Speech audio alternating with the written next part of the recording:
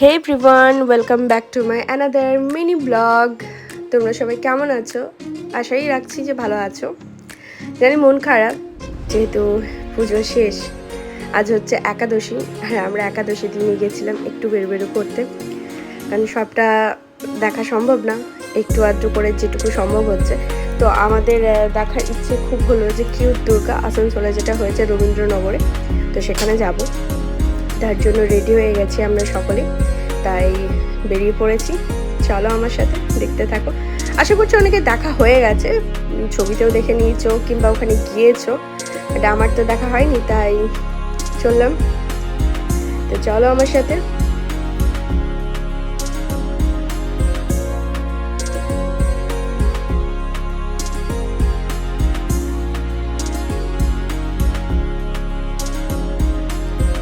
এবারে আমরা উকড়াতেও ঠাকুর দেখতে আসিনি, অন্যবার আসা হয় কিন্তু এবার আসা হয়নি, ছিলাম না। তারপর এত বৃষ্টি, মানে এই বছরটা কি বলবো, এই যে একাদশী দিনে এই যে ঠাকুর বিসর্জন হচ্ছে, আমাদের পাড়ার ঠাকুরটি কিন্তু এখনো বিসর্জন হয়নি। আজকে দ্বাদশী, আজকের দিন বিসর্জন হবে। তো ভিডিও করে রাখবো, নিশ্চয়ই শেয়ার করবো সকলের সাথে যেটুকু পারবো। এই দেখো, বলতে বলতে আসানসোল কিন্তু পৌঁছে গেছি। আর আসানসোল ঢোকা মাত্র এত বৃষ্টি শুরু হয়ে গেল যে কি বলবো, মানে এই বছরটা খালি বৃষ্টি, খালি বর্ষা। যেমন গরম ছিল সেরকম বৃষ্টি। এবারে জানি না শীতটা কেমন পড়বে, আশা করছি শীতটা ভালোই পড়বে, কারণ এত বৃষ্টি হয়েছে। তো চলো আমার সাথে, রবীন্দ্রনগরে পৌঁছে গেছি, আর যাওয়া যাক কিউট দুর্গাকে দেখতে।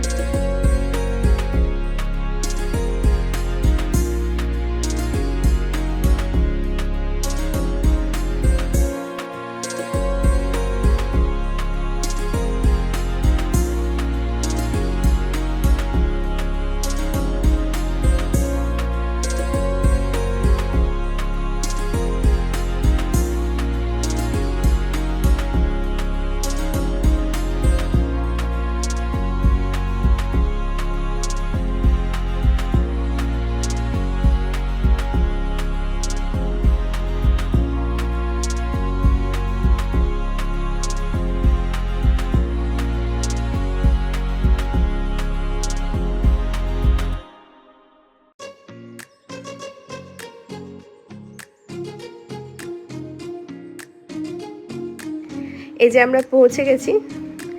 থিমটা এত সুন্দর বানিয়েছে, মানে ছবিতে দেখেছি তো আমি, আর ভিডিও দেখেছি ইউটিউবে, তো এত ভালো বানিয়েছে যে কি বলবো। পুরো সেই রাজা কৃষ্ণচন্দ্রের যে রাজপ্রাসাদ ছিল সেরকম এতেই বানানো, মানে ওরকমই জাস্ট বানানো। গোপাল ভাঁড় রয়েছে, ওনার বউ রয়েছে, রাজা রয়েছে, সেনাপতি রয়েছে, মানে সব আছে। আর আমার রাজা কৃষ্ণচন্দ্রের রাজবাড়ি, তারপর গল্পগুলো, গোপাল ভাঁড়ের গল্পগুলো জানি না আমার এত কেন পছন্দের, আমি নিজেও জানি না। আমি গেছি কৃষ্ণনগরে, রাজবাড়িটাও গেছি, সেখানেও ঘুরে এসেছি, মাসিরা যখন থাকতো ওখানে তখন। আর এই যে বৃষ্টির মধ্যে ভিজে ভিজে যাচ্ছি। তো চলো আমার সাথে।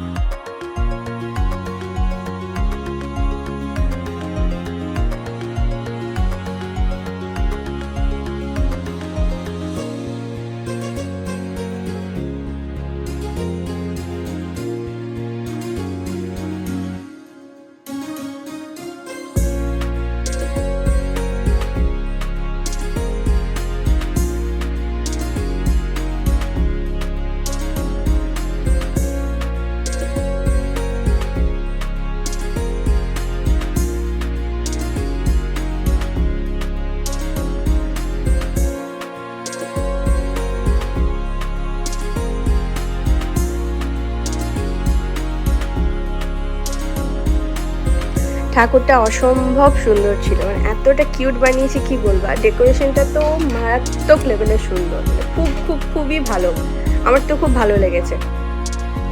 তাই কবে থেকে ভাবছিলাম যে যাবো যাবো যাবো, তো ফাইনালি চলে এসেছি।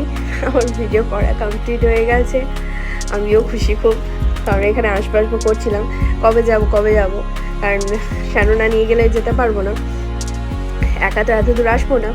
তারপর ওখান থেকে বেরিয়ে আমরা খেয়ে নিয়েছিলাম ফুচকা।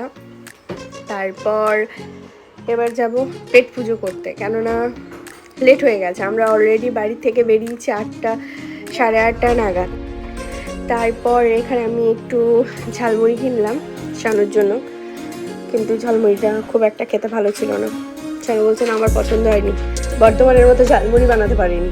এবার আমি বর্ধমান কি করে যাই বলো আসানসোল ছেড়ে।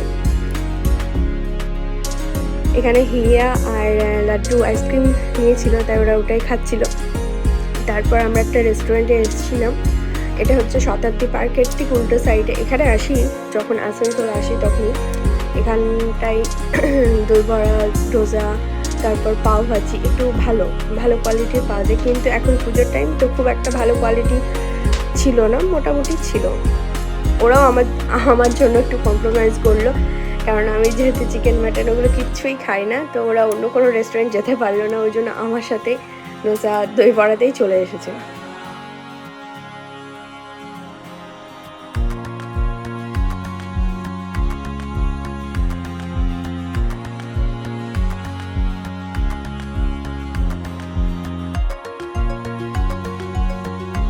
আমাদের খাওয়া দাওয়া কমপ্লিট হয়ে গেছে, এবার বাড়ি ফিরবো। চলো দেখা হবে আবার অন্য কোনো ভিডিওতে। এখন টাটা, আবারও বৃষ্টি নিয়েই বাড়ি যাচ্ছি।